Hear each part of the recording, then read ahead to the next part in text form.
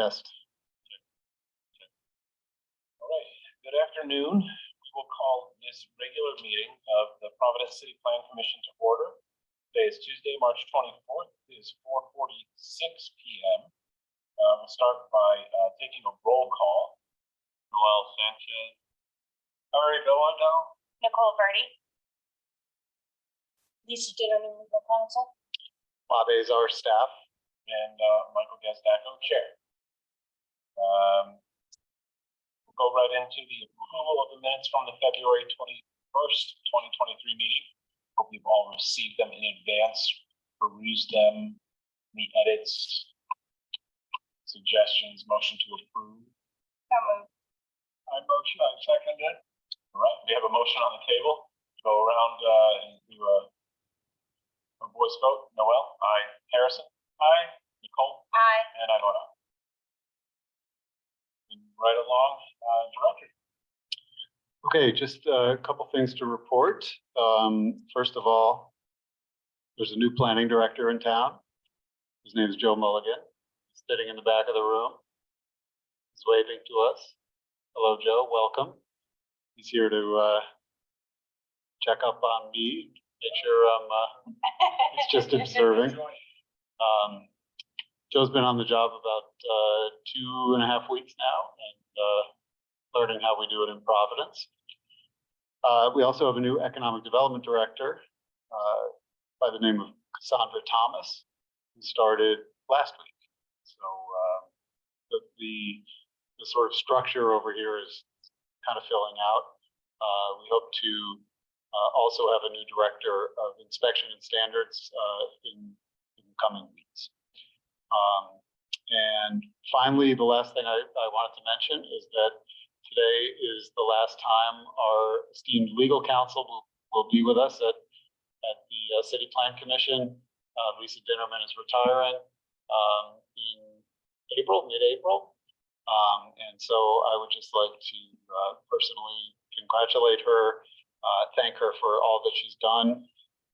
Even though she's been legal counsel for you for not too long, since Kelly Morris moved on, she has worked on behalf of other boards and commissions in the city, and also has been very active in defending you both at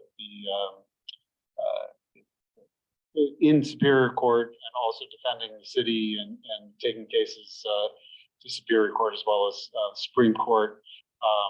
She has always been a great partner for me when it comes to understanding what the law is and how it works with regard to zoning and land use.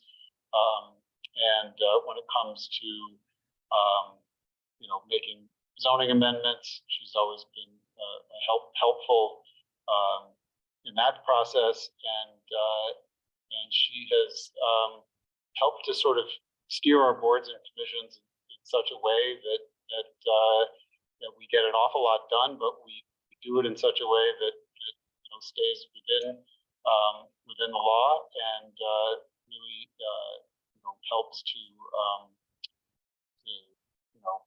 create predictable processes and so forth. So I'd also like to say that I consider Lisa a friend, and I'm going to miss her. Absolutely. I just want to echo everything that Bob has said, and I've had the opportunity to work with Lisa when I was in the private sector and then on the board as well.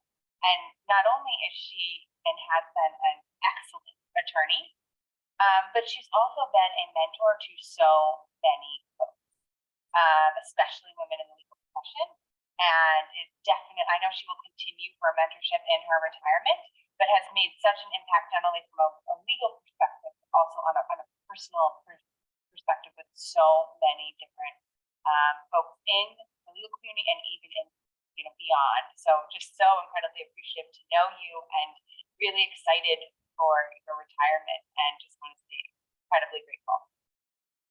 That's going to make me cry. That's it, one thing. Absolutely. For the man, Yes. it's also been absolutely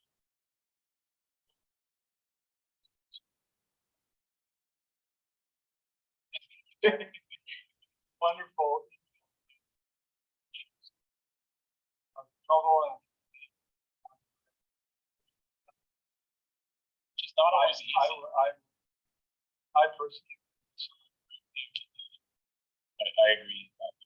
Echo the sentiment of everyone here. I know that this is only a small, very, very minute portion, but for our board, big shoes to fill. Steps.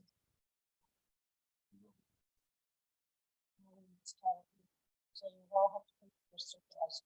Oh, we will. We will make sure that we schedule a separate time so that it's not a rolling.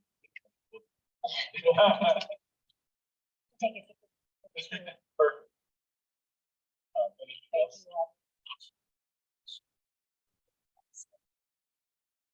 We'll leave it at that. Yes. Thank you. This is. Anything else from the director? Nope, that's it. All right. Then with that, we do have a business to attend to this evening, so we'll start with agenda item number 1, which is a city council referral. It's referral number 3539. It's the abandonment portion of Swan Street. Is the applicant here and Bob, would you like to say something? Sure. We have AJ Coletta who's on Zoom, who's coming in right now. By the way, you may want to note for the public that item number 4, the Johnson & Wales Institutional Master Plan Amendment will not be heard tonight. And that will be heard in May, tentatively. You don't have to take an official action to continue that. Okay. So if you're here for the Johnson & Wales agenda item number 4 is continued at the request of the applicant. Again, not next month, but May they should be back. So with that, we will jump into agenda item number 1. Go ahead, Bob. Okay. Yeah, this is the abandonment of a portion of Swan Street. This will sound familiar to you because you have previously approved an abandonment of a longer portion of Swan Street between the interstate highway and the edge of property that's owned by AJ Coletta.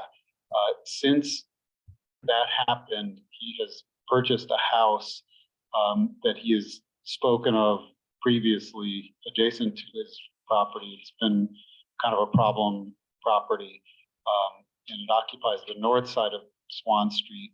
And he owns property on the south side of Swan Street that includes all of the frontage. How should I describe this? It occupies the same width of, or the same length of Swan Street as this piece of property. We call it lot. I'm sorry. It looks like lot 120. AJ is going to give us a little bit more information. But as you can see, it's about maybe 40 feet wide by the width of the street. So it's just a small portion here. Coletta owns property on both sides of it. So maybe AJ can kind of fill us in a little bit more of it. AJ, I don't know if you want to bring this up on the screen or I could try to do it as well. Sure. If you want to give me sharing rights, I could be happy to show you that. Correct. Yeah, go ahead and do that. Okay. Let's see. Please let me know if you are able to see this. Yes, we yes. can. Thank you. Okay, great. This just came in from Brad at Waterman Engineering, our surveyor. And as Bob mentioned, this portion here, we did abandon. So it goes down. Let me just zoom out a little bit here. It terminates at 95. And the new portion that we're looking at is right here. Let me just zoom into that, right in front of the house. So in December, we purchased the house at 209 Swan Street, relocated the tenants. We are in the process of getting our demolition permit, but we are looking to abandon this small portion. Make sure I'm in the right area.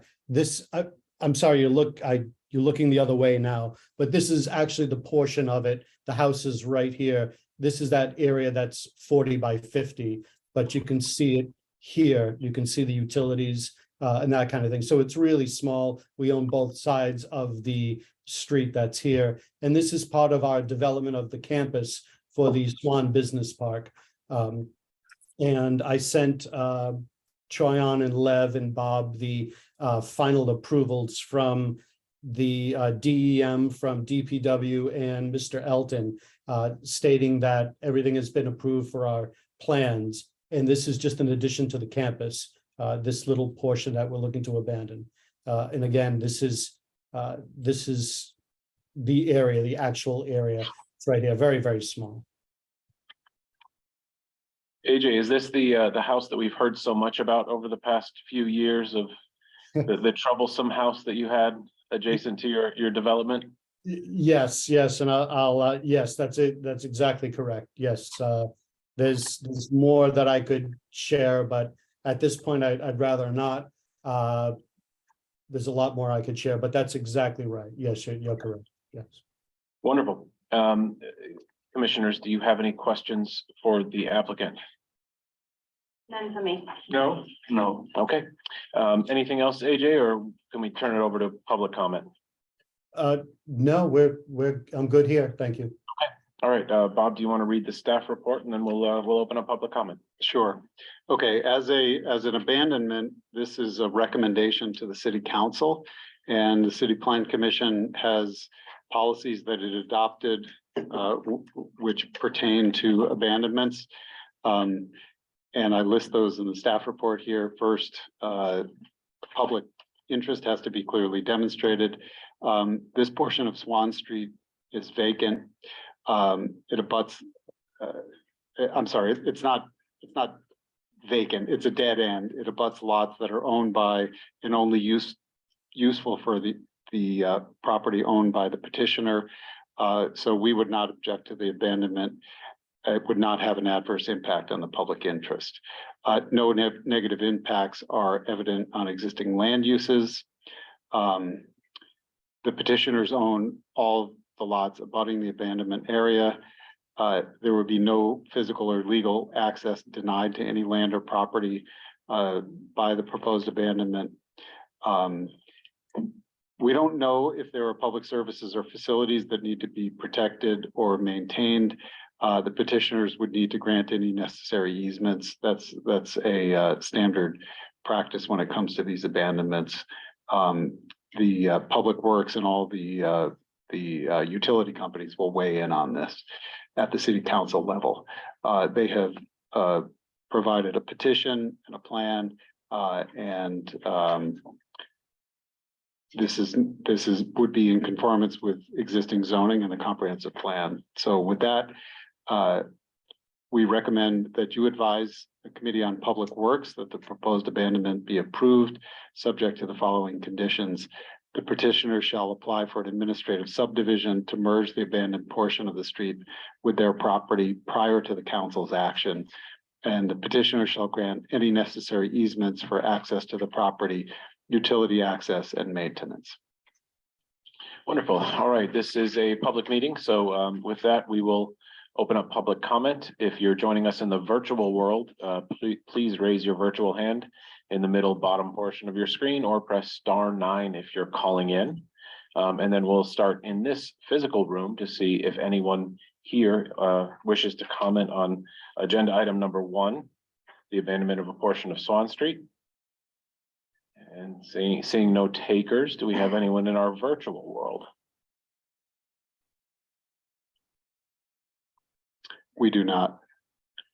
All right, with that, we will close the public comment portion of this agenda item and go to deliberations and decision. I think this one's pretty straightforward. He already owns the rest of the street, and this is just an extension of his campus. Yeah. we've seen the project. Yes. Yeah, we've already approved it. Yep. Then I'm happy to make a motion that based on everything we heard in the staff report and the presentation, that we advise the Committee on Public Works that the proposed abandonment be approved, subject to the two conditions mentioned in the staff report. One, that the petitioners apply for an administrative subdivision to merge the abandoned portion of the street with their property prior to the council's action. And two, that petitioners shall grant any necessary easements for access to property, utility, and maintenance. All right, we have a motion. Do we have a second? Second. All right, Harry, we have a second. We'll go around. Noel? Aye. Harry? Aye. Nicole? Aye. And I vote aye. Good luck, AJ.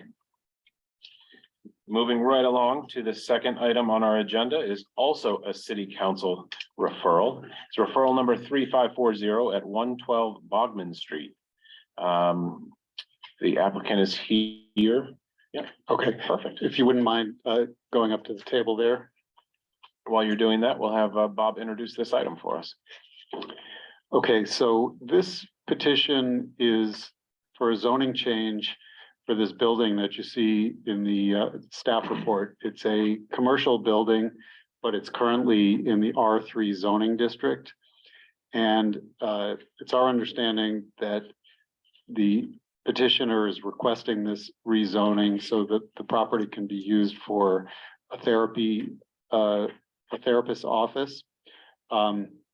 And this one, so in the R3 zone, there are a couple of things that come very close to this being allowed by right, but it's pretty clear that zoning does not allow this by right. We do allow for a therapist's office to be in owner-occupied properties as what we call a home occupation. We also allow certain types of offices to occupy commercial buildings like this in residential zones. We call these neighborhood commercial establishments, where you could have a small restaurant or an office, but it would have to be more like a law office or an accounting office or something like that. We classify therapist's office along with medical or dental offices, and those would not be allowed through the neighborhood commercial establishment. That's why when this came to our attention, it was our recommendation that the rezoning be for residential professional, the RP zone. RP is a zone that allows residences and professional offices, including a medical or dental office. This is in the R3 zone. It's also in the medium density residential area, so that would be an appropriate rezoning. So with that, maybe the applicant can identify herself and explain a little further what the intention is here, and maybe just make sure the microphone is close to your mouth.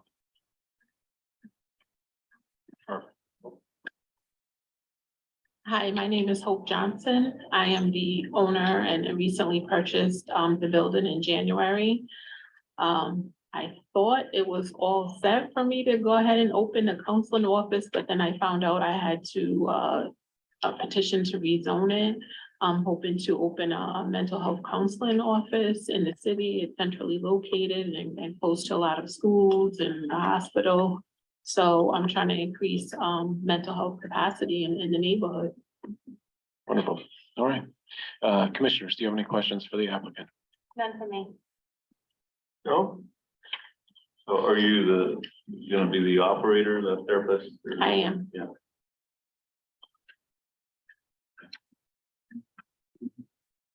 I'm Great. familiar with the building. Okay. All right, thank you very much. You would want to stick around for a little bit in case we have any other questions, but thank you. Bob, you want to read the staff report? Yes. Recommendation? Right. So again, the future land use map of the comprehensive plan indicates that this is an area where medium density residential is close to neighborhood commercial. And the plan states that small scale neighborhood commercial uses like this one would be appropriate in these areas, subject to the proper zoning. So it's our opinion that this would be appropriate. It's not expected to negatively affect health, safety, and welfare. It's consistent with the purposes of zoning as laid out in section 101 of the zoning ordinance. So our recommendation is that you advise the council to approve this zoning change. Okay, great. This is a public meeting, so again, we will open this up for public comment. Is there anyone here in the room or in our virtual world who would like to comment on this agenda item 112 Bogman Street? If you're joining us in the virtual world, remember to raise your virtual hand in the bottom middle portion of your screen or press *9 if you're calling in. Anyone here? Seeing no takers. Anyone in our virtual world? Bob? No. Okay, thank you very much. We will close the public comment portion of this agenda item at this time and head on to deliberations and decisions. So would only this property be affected? Correct. That's correct. Yes. The block from the men's school and CPRI. Yeah, and I think A lot of those buildings probably. it's much better than a C designation for, medium to high density residential. I personally am very fond of residential professional. I mean, I think it's a plus, It gives, big plus. it keeps the same, residential dimensional requirements and things like that, as opposed to moving it to a commercial, which would be very different. So I support of this. Yeah, the two lots or one, It's one lot. the corner lots not included. I believe it is the corner lot. It's 892 if you look at the second page of the report right there. Circled, it's on the corner of Milk Street and Bogman. So those lots are merged. Yeah, it looks like a line down the middle of it, but that's one lot. 892 is one lot. 4,800 square feet. I think there's just a building on half and it looks like part of Correct. the other. Yeah, right. So if there aren't any further deliberation, I will make a motion based on everything we heard and the staff report that we recommend approval of the proposed zone change to the city council. All right, we have a motion. Do we have a second? I'll second. All right, we have a second by Noel. The fully formed motion, we'll go around. Noel, Aye. Harry, Aye. Nicole, Aye. and I vote aye for recommending to city council. Good luck. You have a couple more hearings. Hopefully they're as easy as we are. We will move on to the next agenda item, which is agenda item number 3. Referral, it's another city council referral. It's referral number 3542. It's abandonment of a portion of Reynolds Avenue. Assume the applicant's here somewhere. Yeah, we have them here. Oh, there we go. While you guys are getting set up at the table, we'll have Bob go ahead and introduce the item. Okay, so Reynolds Avenue is a street that runs east-west in South Providence. And it's a little bit discontinuous. It actually makes a jog just to the west of this portion of Reynolds that's the subject of this application. And then to the east of it, a couple blocks of Reynolds have already been abandoned many years ago. That's where the large block occupied by the Providence Community Health Center sits. And then Reynolds continues after that, running easterly. So this block is a little bit of an outlier. It's not really a through street. It serves property to the north and south. Property to the north is what I've known for many years as it used to be the Gordon Avenue Incubator. It's 21 Gordon Avenue. It's now occupied by a charter school called Nuestro Mundo. And the property owner for that school also owns 2 out of the 3 lots that front on the southerly side of this property. My understanding is their intention is that if they are successful in getting this abandonment, that they would keep it open as a private driveway for access for pickup and drop off. Perhaps at other times during the day, it might be open. We'd have to talk to them a little bit more about that. But what they're interested in is that their students can safely cross from the north side to the south side of the street, because they will have some programming on their property on the south side. So I think with that, we could turn it over to Attorney Goodyear. Good evening. It's working. Yep, it is on. Yep. Okay. Good evening, commission members. For the record, my name is Nicholas Goodyear. I'm an attorney here on behalf of the petitioner. Although Director Azar stole a lot of my thunder, he did a great job giving the overview. Again, we're talking about a portion of Reynolds Avenue that's about 200 feet long. The petitioner does own the lot to the north with the street address of 21 Gordon Avenue. That's where the charter school is operating now. You're going to hear we have the program director immediately to my left, who will discuss the success that the schools have in the first couple of years of operation, the intent to expand, which is necessary to further the school's development. The school serves children only from the neighborhood, which is important for their operations and goals and objectives. As mentioned, the petitioner owns 2 out of the 3 parcels that have frontage on Reynolds to the south. The 3rd parcel, the petitioner has an agreement in principle to have the tax deed assigned for that lot as well. So that lot that has 35 Gordon Ave as an address, AP 48, lot 1024 has gone to tax sale. And we have an agreement in principle with the holder of that tax deed. Foreclosure on the right of redemption has already started in Superior Court on that. So we will work on that.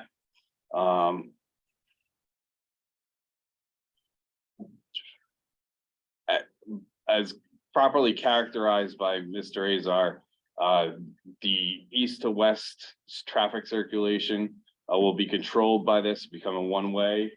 We have a plan that has been prepared, unfortunately wasn't submitted, just to show how the drop off and some visitor parking will be implemented. And again, with the parcels on the south side of Reynolds being owned by the petitioner, that is currently used for parking. That area is going to be repurposed for outdoor recreation space for the school's use. Parking for the school is going to be moved to the corner of Saratoga and Baxter, where the petitioner owns a parcel as well. So again, this is kind of an overall project. This is the first step in that. And the school building at 21 Gordon will be, the proposal is to add on to that school to enlarge it, and the reasoning why will be elaborated on by the program director. We have been working with administration very cooperatively in getting this pointed in the right direction. In the process, we have consulted with the fire department. There's no objection from them, that department. Again, there's several other streets that run parallel to this portion of Reynolds, so it won't disrupt any service. We've communicated with the water department as well. There's been some direction in terms of adjusting utilities. There's no objection from the petitioner on handling that. We have no objection to the proposed conditions from the planning department concerning easements and that might be required as part of this abandonment. So unless there's any specific questions of the process for council, I would hand it over to Catherine Cardamone, She's the program director at the charter school.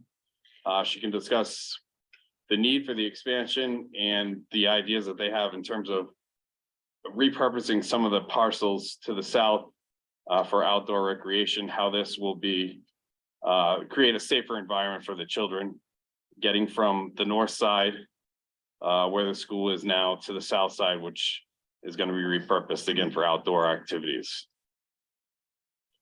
Okay, just point of clarification. This is just for the abandonment tonight, correct? And the development plan review will happen at a later date. Is Right, that we're correct? working on some of the engineering for the expansion of the school. Okay, perfect.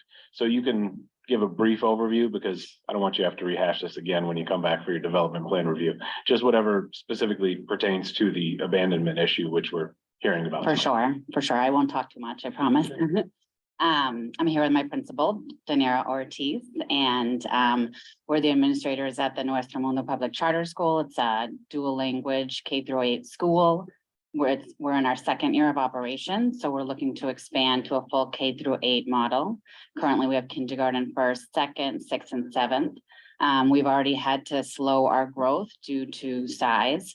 So we're looking forward to having the space for additional students, but also as a result of our students that walk to school, ride the bus to school, and get dropped off by parents. Right now, we have a little congestion in front of the school. We have buses and drop-offs and pickups trying to get by. So this would really help the safety of our school, as well as the access to green space for our students. We have not only a dual language model where we do instruction in Spanish and English, but also a focus on environmental sustainability. So we're looking for additional green space for our garden program, which is not only for our students, but also for community members in the South Providence neighborhood.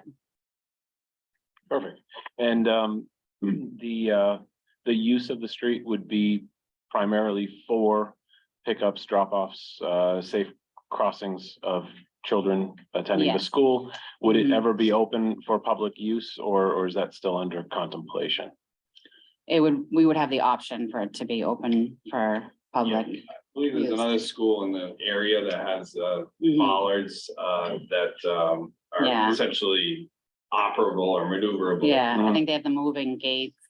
So for emergency access, it could be accessible, but it will also create that safe corridor for children to cross where the street bed formerly existed. Okay.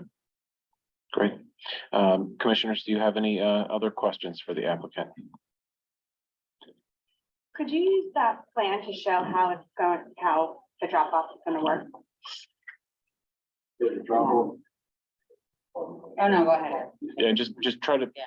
if you can, talk into the microphone so that, So this is Our folks Mr. at home. Catalozzi, who's a member in the petitioning entity.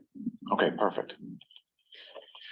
Okay, so directly in front, this would be the existing parking lot that is there now. That parking lot will be done away with, and here would be the parking lot that would be on Saratoga. This would turn into green space. Our bus line would come here, drop off through our door systems are right here right now. Okay. This would be for parent drop off, so they can pull in and not congest this portion of the bus route. So it'll be a one-way in, one-way out. Correct, correct. And currently it's a two-lane, two-way travel. It's a two-way travel road. Thank you. Welcome. Mr. Chair. Could we ask Mr. Goodyear to just explain the status of lot 1024? You said that it's going to tax sale? It went to tax sale. Can you pass the microphone back? Our folks at home can't hear you if you don't talk into the microphone.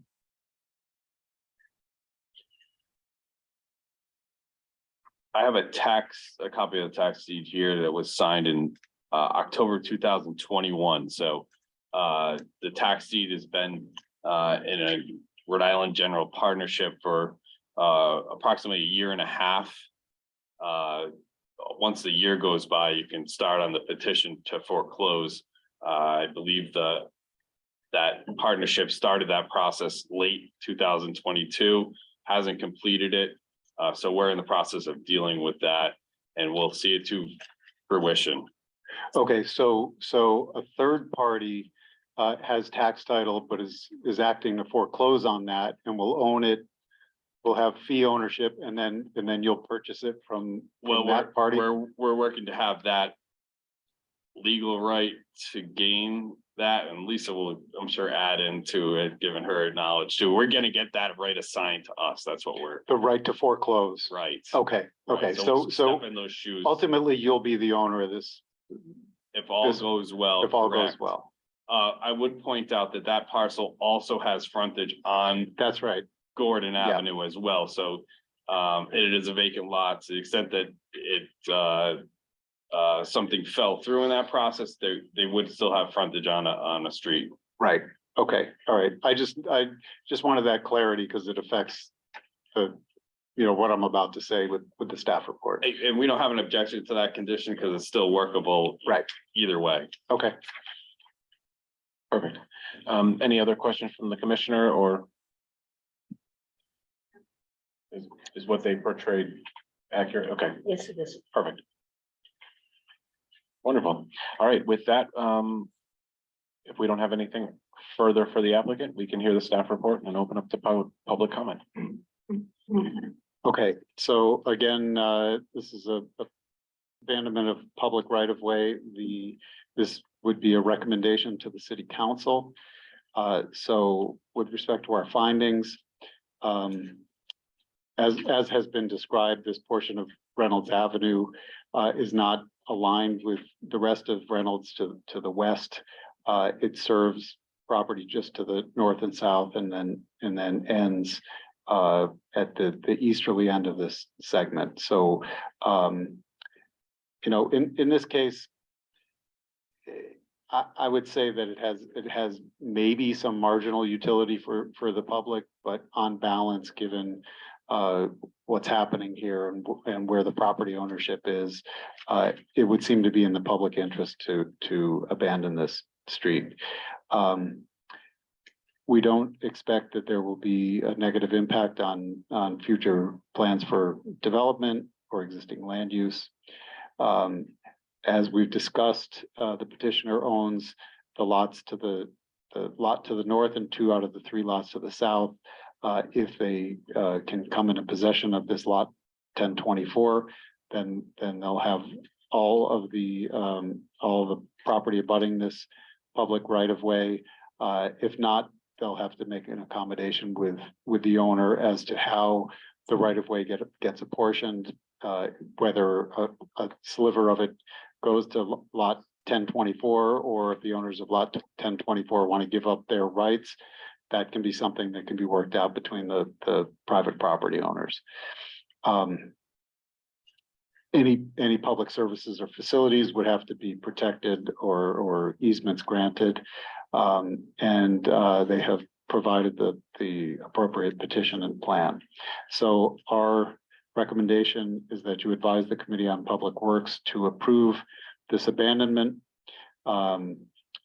subject to the following conditions: that either the petitioner come into ownership of lot 1024 or come to an agreement with the owners of lot 1024 as to how this portion of Reynolds Avenue will be allotted. Number 2, the petitioner shall apply for an administrative subdivision to merge the abandoned street with their respective property. The plan shall be provided prior to the council's action. And 3, the petitioner shall grant any necessary easements for access to the property, utility access, and maintenance. All right, thank you very much. With that, we will move into the public comment portion of this agenda item. Again, it's agenda item number 3, abandonment of a portion of Reynolds Ave.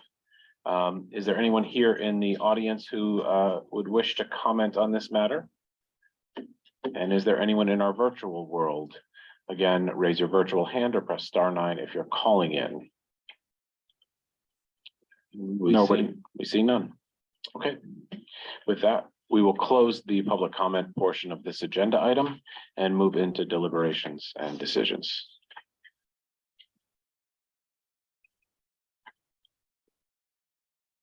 I don't know that there's a lot to discuss on this one. I think it's probably we've had a lot of abandonments recently, but and that's funny because we don't usually have a lot of them. But this one seems to make sense for the uses. I do worry about children crossing the street on a busy street, and that part of town people can. I'm very familiar with it. It's not far from my neighborhood, and it gets congested at times. So I would support this. There's another school back the street. Yeah. Down the road. I would support it. It's at the end of those two streets. Right. Not much. Yeah, there's not much utility Circulate to it. on Saratoga Street. Right. People must- Yeah, it won't prohibit vehicular access to anything around there. No. I'm inclined to agree with Noel. I'm just happy to see an expansion of the success of the charter school. But I'm also really happy to see that they're working to create a coordinated, integrated school site where they'll be able to expand internally. And I think it's just good fences make good neighbors, said Robert Frost. So I support this wholeheartedly. And I almost miss Manuel Cordero, because Yeah. he would be commenting on the green space for educational facilities and things of that nature. That's what happens when you miss meetings. I know. Well, based on that, I completely agree with my fellow commissioners, and so I'm happy to make a motion that we advise the Committee on Public Works that the proposed abandonment be approved, subject to the 3 conditions mentioned in the staff report. First, that the petitioner come to an agreement with the owners of lot 1024 regarding who will own the portion of Reynolds Ave adjacent to the lot. 2, that the petitioner shall apply for an administrative subdivision to merge the abandoned street with their respective property. And that shall be done prior to the council's action. And 3, that the petitioner shall grant any necessary easements for access, utility, and maintenance. Okay, we have a motion on the table. Do we have a second? I'll second that. All right, we have a fully formed motion. Let's go around and take a vote. Noel? Aye. Harry? Aye. Nicole? Aye. And I vote aye. Good luck, and we look forward to having you back once all the dust settles and you come back with your development proposal. Thank you very much. All right, again, we are skipping agenda item number 4. That will be heard in somewhere in the May timeframe. And we'll jump ahead to agenda item number 5. It's a minor subdivision, case number 23-013 MI 55 George M. Cohan Boulevard. All right, this is a petition by the I-195 Commission, who happens to be the property owner of this parcel. This is a lot that's on the east side, just south of Wickenden Street. And it's colloquially known as Parcel 9. And the I-195 Commission has entered into an agreement with a company called Penrose to develop a housing project here. It's going to be done in 2 phases. And they simply are here to do a minor subdivision to take this 1 lot and turn it into 2 lots. This is in the C2 zoning district. The lot is about 46,000 square feet, and the 2 lots would be 28,000 and 18,000 square feet. This is 100% as of right. So there's not a whole lot to talk about here, but we have Peter from the I-195 Commission here. Erhardik. Did I pronounce that correctly? Peter, if you have anything to add. Sure, and I was gonna share my screen for context. I don't know if it's helpful, just where this is. Okay, Go ahead and pull the microphone a little closer. Sure. Thank you. Let me promote you to a panelist so that you'll be able to do that. Make sure your computer is muted, your microphone and your speaker. Looks like I am. I'll share my screen.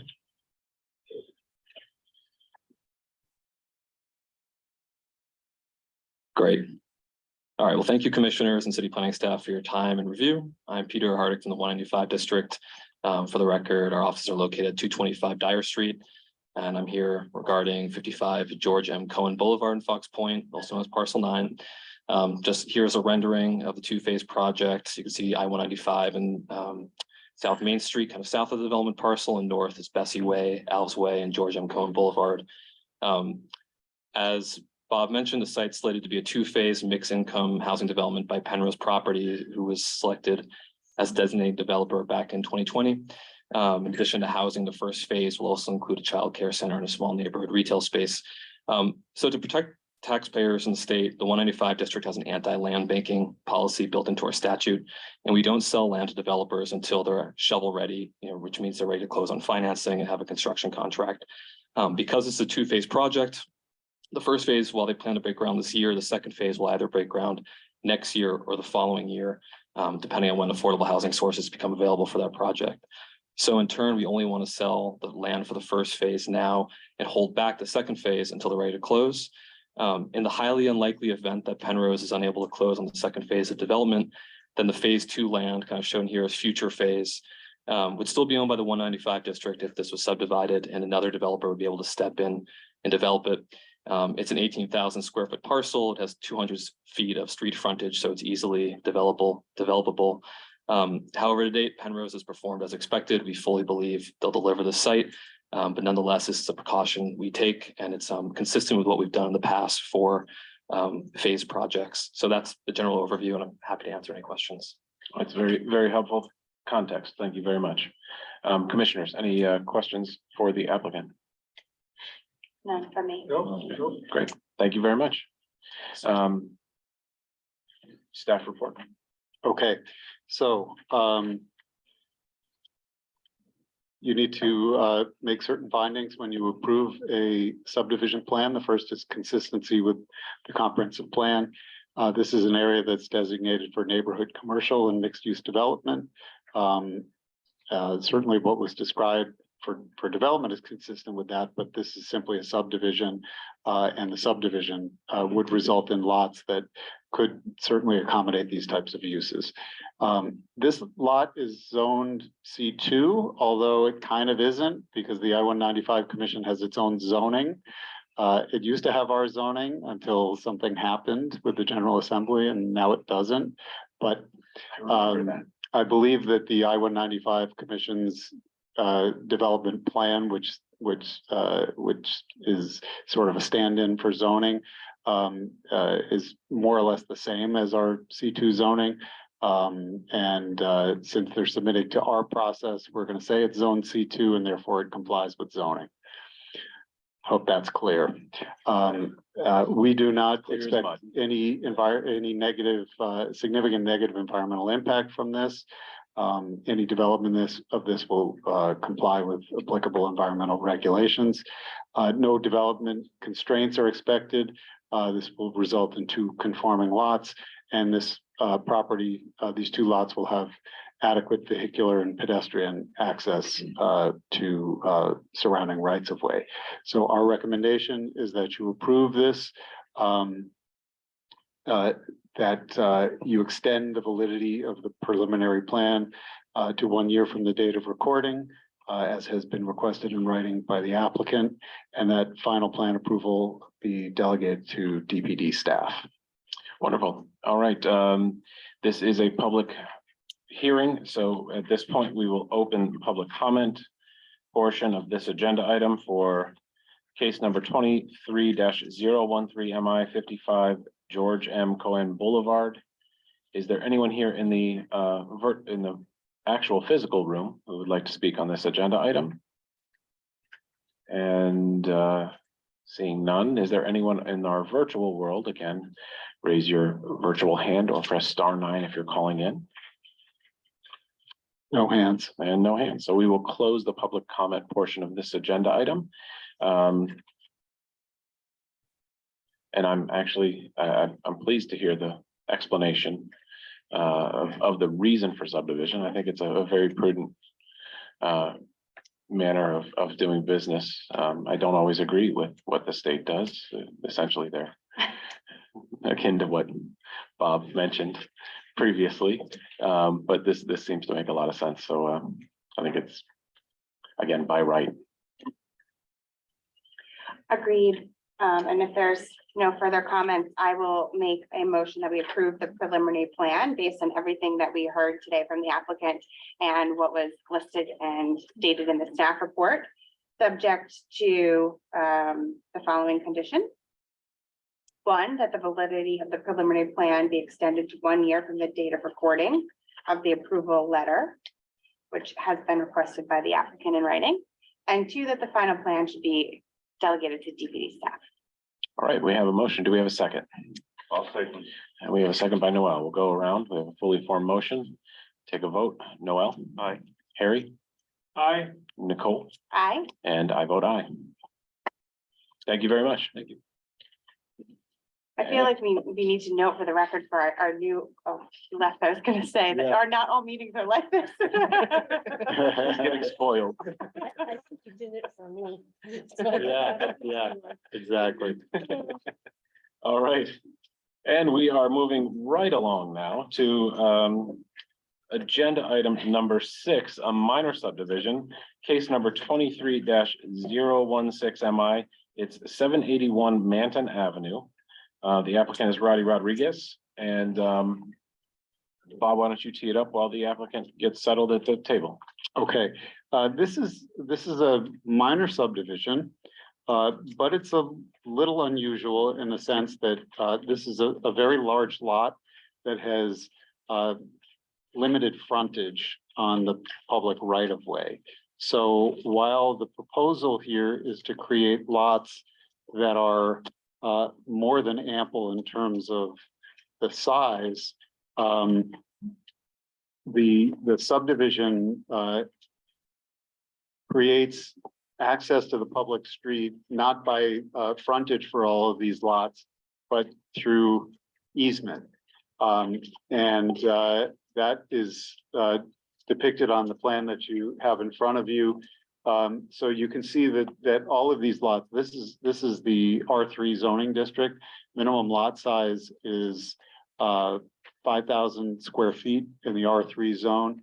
All of these lots vastly exceed the minimum lot size.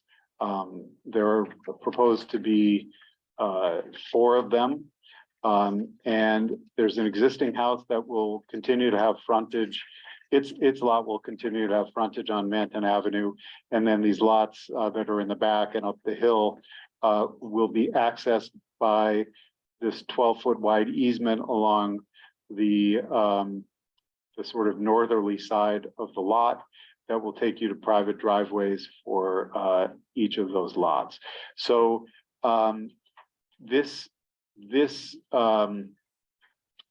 subdivision is conforming in terms of lot size, lot width, street access, and so forth. However, there will very likely need to be zoning relief as these houses are developed, because they may need relief for things like setback, which sometimes gets a little ambiguous when you have lots that don't have frontage, because setback is typically, at least front setback is typically measured from the street. So at any rate, I'll turn it over to the applicant and their attorney for more information. Thank you. Good evening. For the record, my name is Jeff Caffrey. I'm an attorney with the law firm of Resnick and Caffrey, 300 Centerville Road in Warwick, Rhode Island. With me is the project surveyor, Eric Coburn of Foster Survey, and in the audience are the applicants, Roddy Rodriguez and his wife. So before the commission this evening, again, is a minor subdivision to create a 4-lot subdivision consisting of 1 existing single-family home and the possibility of developing an additional 3-lot subdivision. I checked the zoning ordinances before I came here because I found it somewhat unusual that the lots are not required to have significant frontage on an accepted city street. And it seems to me that the way the lots are proposed would in fact meet the zoning requirements, as we'd have permanent physical access over an accepted city road. As far as dimensional requirements of the properties, again, it's a minimum of 5,000 square feet for the area. The smallest lot that we're proposing is roughly about 11,000 square feet. The largest would be approximately 18 or 19,000 square feet. So dimensionally, I'm fairly confident that we can fit whatever structures we're proposing to build within the building envelope. almost regardless of how it's configured based upon the zoning. It is in fact an R2 classification. The lot that we're dealing with is almost 50,000 square feet. My review of the comprehensive plan shows that this site is certainly suitable for residential development. And this is considered to be low density because of the size of the lots. Additionally, because we are providing adequate and permanent physical access to the property, I think it meets the requirements of the ordinance as well. Having said that, we're certainly happy to answer any questions that the commission may have. And once again, I've got the project surveyor with me as well in the event that you have some questions for Mr. Coburn. Thank you. Commissioners. So would this become a new, I don't know if this is for you guys or for our staff. So would the easement become a new street? No, it would not be a public street. It would be a private driveway. So like, where would they get mail? Well, I think that's up to them. In some cases, I imagine they could put a mailbox out on Manton Avenue, probably. I don't know if this is going to be, if there's going to be some sort of an association, or that's a good question. I don't know the answer. At some point, we'd wind up having to do a road maintenance agreement to provide for the maintenance of the road and everybody having equal responsibility for that. As far as the location of the post office boxes, I would imagine we'd probably have to clear that with the post office as to whether or not they'd access over a 12-foot wide easement. The likelihood is we would probably have to put it on Manton Avenue and just get our steps in that way. Okay, thank you.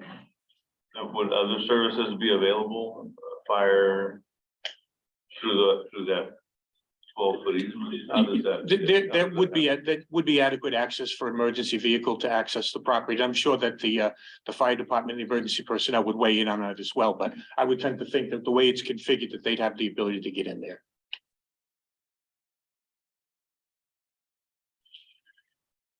I think it's an ambitious plan. Obviously a very large lot in an R2 zone. So Also on the hill. it is. I think, is there ledge there? Yeah, it's pretty rocky Yeah. in there. Yep. So an ambitious plan. So, but utilizing more of that 50,000 square foot lot seems to make a lot of sense. And And then an access road on the right in the next, by the public housing. Correct, property. that is the similarly developed parcel, but they have that is a similarly developed parcel. can you but they have introduce yourself first? It's Eric Colburn, professional land surveyor with Foster Survey. Thank you. Representing the petitioner. Similar project actually, but they had strips of land that went out for the road frontage. So that's what those strips are that go into the main portions of the lots. Oh, right. Okay, so that's one street Yeah. there, and what that's there. Yeah. Got it. That was subdivided like that, and they have other easements in there as well, I suppose. I guess they wouldn't have to have easements as long as their property adjoins that public street. They probably just get access by virtue of the frontage on the Right. lots and perhaps a variance because it's reduced frontage, but That's those are interesting. the old hockey Yeah. stick blocks that. Yeah, Yeah. I'd rather have the rectangular lots and a private easement. I think it's a little easier to map. Certainly as a condition of the approval, we'd have to submit some type of a driveway easement agreement for the benefit of the commission as Mhm. well. So I'm happy to do that in time for final. Okay. I guess that kind of tees off the rest of my questions, which you'll probably take in your recommendations. Yeah.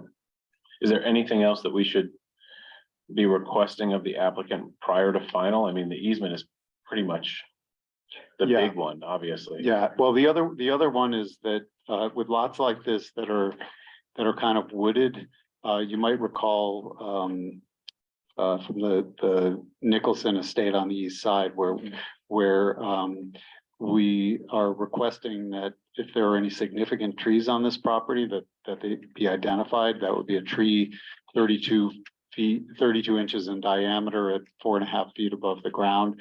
Those would need to be identified because they can't be removed without city forester approval. So we would require that as a condition to be submitted with final plan. Because that could ultimately change the location of the driveway easement if.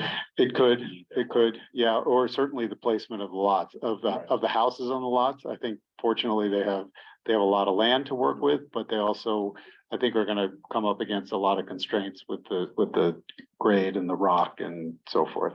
Is there a particular department that can work with as far as identifying the trees? You have a tree yes, warden or? Yes, The Department of Forestry. Department of Forestry? yeah, Thank you. yeah, the city forester, if you shoot me an email, I can put you in touch with the city forester tomorrow. Thank you. Parks Department. Has there been any, In the microphone, Harry, sorry. sorry, has there been any thought of, speaking of the Nicholson, instead of building a couple of houses, of building a association? For purposes of maintaining the road or For homeowners purposes association? for purposes of greater density and, I mean, Are you like a suggesting housing? an apartment building, Harry? yeah, like an apartment building or even a group of townhouses or something. Well, yeah, That's all, I just wondered. I believe that we have the option if we wanted to do duplexes on the lots because of the square footage. But at this R2. point in time, that's a little premature. We really haven't given final consideration to the number of units that we'd want. This is designed basically for single family. But there's certainly enough square footage to locate a two-family on there. Yeah, it's a zoned in R2. Yeah. so Yeah, you could have a I two-family. misspoke. It's R2, yeah. You could have a two-family by right once you site the buildings. So we're thinking about R4. I'm sorry? Could that be zoned differently if it was that high? This is pretty strict. The areas corresponding to R1 and R2 are relatively strict in terms of rezoning. If we're looking at R4, that it would have to be in an area that's already zoned R3. So to do what Harry was just. To do an apartment building. Yeah. Yeah, even then, I don't think this would be a good candidate for that. But certainly two families would be allowed. Okay, thank you. Sure. Okay, anything else for the applicant before we hear the staff report and go to public comment? Okay, thank you very much. Okay, so back to the findings for subdivisions. This is in an area that the comprehensive plan has designated for low density residential development intended for 1 and 2 family dwellings on lots ranging from 3,200 square feet to 5,000 square feet and higher. So this would certainly be consistent with the comprehensive plan. With respect to zoning, they meet the minimum lot size and the minimum lot width. They're going to exceed the front yard paving on lot 1. They're going to exceed the 33% limit. It's an existing condition, so they don't have to change that. It could be something that you might want to discuss with the applicant about increasing the amount of pervious surface, removing some of that asphalt in the front, because it's certainly out of character with what we would expect from a residential development. That might be something to discuss. We did talk about the trees and canopy coverage. Any development would need to either maintain enough trees to conform with the required canopy, or if there is clearance in order to build the houses, there would have to be tree plantings to meet the canopy coverage. And as we mentioned, we would want all significant trees to be identified and protected to the extent possible. We don't expect there to be any constraints in terms of these lots being buildable. They'll conform to the minimum dimensional standards, and they will also have street access to Manton Avenue through the proposed easements. So with that, our recommendation is that you approve this subdivision under the following conditions. Number 1, Having received a written request from the applicant, the validity of the preliminary plan should be extended to 1 year from the date of recording. Number two, the final plan shall identify the location of all significant trees as verified by the city forester. Any development of the lot shall ensure full conformance with the canopy coverage requirement. Three, the applicant shall enact an easement agreement, which will be recorded with the final plan to allow for movement between the lots and grant access to Manton Avenue. Four, final plan approval should be delegated to DPD staff. And again, I would just throw out there this question about compliance with front yard paving. Is it the as this property gets subdivided, is it the intention that each of these lots will have its own parking area, and therefore is there a possibility of removing some of the excessive pavement from the front yard of that property? If that's something that would appease the board, we'd be happy to consider that. Yeah, Okay. I think I would add that as a condition, that they come into, as well. that they come into compliance with the front yard pervious standards in the zoning So that would ordinance. be 33% or less pavement in the front yard to That's right. comply. Okay. All right. We will take that up after public comment then. At this point, we will open up the public comment portion of this agenda item. Is there anyone here in the physical audience who wishes to speak on this matter? And if you're joining us in the virtual world and our attendance is going down in the virtual world, Nobody there. raise your hand or press *9. I think we're the only ones on, so That's right. I guess that closes this public comment portion of this agenda item. I'm in agreement with Bob. I was going to say that I hope that they agreed with the recommendation, because I wanted to put that forward. When we approve a subdivision, we should have zoning conformance unless they're asking for a relief. So I think the removal of pavement to create 33% or less pavement and increase the pervious for lot 1 should be a condition of our approval.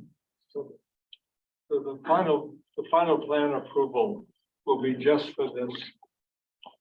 Just the subdivision. Just the Yes. Correct. And then any development of houses, they can go right for permits, but again, depending on how the zoning official looks at this, they may need individual zoning relief that would go to the zoning board. And as far as the homeowners association or a maintenance and upkeep agreement, is that something that needs to be recorded prior to building permit or prior to final plan, or is that something that's just not even? That would not be within your purview. The easement agreement would be recorded. It would be part of the subdivision itself. Perfect. All right. So when I look at the plan, I don't see how the sewer is gonna work. And I know it's not our job, but it's really complicated to get from the top of the hill to here. And there's no public road Well, where it's- the sewer line would go. Yeah, I mean, they're going to have to provide utilities to each of the house. But if we subdivide and they sell a lot, Mhm. then what happens? If there's no access, Well, they have access through the easement, so I assume all the utilities would have to run through that easement. but there's ledge, you can get a sewer line down. I mean, I don't know, right? Hammer blasting their ways. They are pretty- But That's going to be their problem. Yeah, it's not. it'll be the problem with somebody who buys one of the Well- lots later too. Which will come up on, obviously, disclosures. Yeah, but I think that All you're I think- approving is the subdivision of the lots, whatever happens to each lot. If they have a lot that they can't sell because they can't provide utilities, then that's the owner's gonna become the owner's property if it's not a usable lot.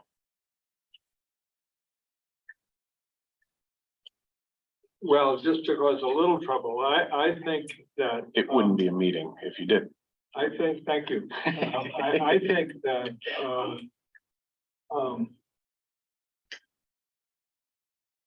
really, the best use might be for, a development of some kind, whether townhouses or condominium townhouses, apartment townhouses, however, and I just want to say, I think that would be a better use, and it may actually solve such a problem as Noel just brought up. So I just want to mention that as it's on record that I think a communitarian aspect rather than just individualism might be more appropriate for this lot, for this whole area. That's all. I don't disagree that, more density would be ideal, but it is zoned R2. And the applicant's requesting this and not a zone change, so. No, I understand that. I think, but things change and times change. I just want them to know that I might be on their side. They were to feel brave and ambitious. Ambitious. Yeah. I think this is ambitious enough. Oh, it's ambitious enough. It's ambition and then there's falling off the cliff. So although I hear you, I feel like it's with what has been laid on the table and what has been explained and presented to us as in our scope. I feel like they've met all of the standards. So I feel comfortable with a motion based on the conditions that were listed, plus the asking them to comply with the impervious pavement standard, the 33% or less. And I always struggle with it, it's not, I hope there's a way to figure out the ledge issues, but I don't think it's for us to say you can do something or can't based on concerns we have with ledge. I think now everyone's heard us. So I would imagine they're gonna look and see how are they gonna get utilities, how are they gonna get the sewer, and make sure before they do that they can. But with what's within our scope today, I feel comfortable making a motion, but I don't want to shut down conversation. I just have one more question. Yes. Because I'm trying to understand, right? So if we make lots, new lots in the back, we don't have to ensure that they have access. You have to ensure that they have street access, but legal access can be provided. That easement is legal access. And that has to be provided prior to final plan and recording. Is that easement that allows all 4 parcels to access Manton Ave. That's why I asked my question about the street, because honestly, it's called an easement, but to me, it looked like a street into a neighborhood. Mhm. I guess It's a private It's a driveway. It's a private drive. With a deeded easement to allow it access But in no perpetuity. responsibility on the owner of lot 1. Well- To do anything about it Well, that's necessarily. I mean, not- between as the, long as they can get in. right, Yeah. No, nobody has to make a road, nobody has to. make a Exactly. driveway. yeah, they can't build on that because that needs to be maintained as open space for access to those other lots. Like a ski lift for groceries. Sure.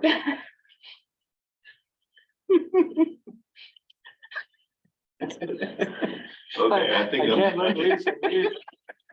Can't let Lisa leave without a laugh. I think I'm good. I don't have a comeback for that. All right, I will make a motion that we approve the preliminary plan, subject to what we heard today from the applicant as well as the staff report, that it conforms with the zoning ordinance and the comprehensive plan, but subject to the following 5 conditions. First, that the validity of the preliminary plan be extended 1 year from the date of reporting of the approval pursuant to written request. 2, that the final plan shall identify the location of all significant trees as verified by the city forester. And any development of the lot shall ensure further conformance with the canopy coverage requirement. 3, that the applicant shall enact an easement agreement, which will be recorded with the final plan to allow for movement between the lots.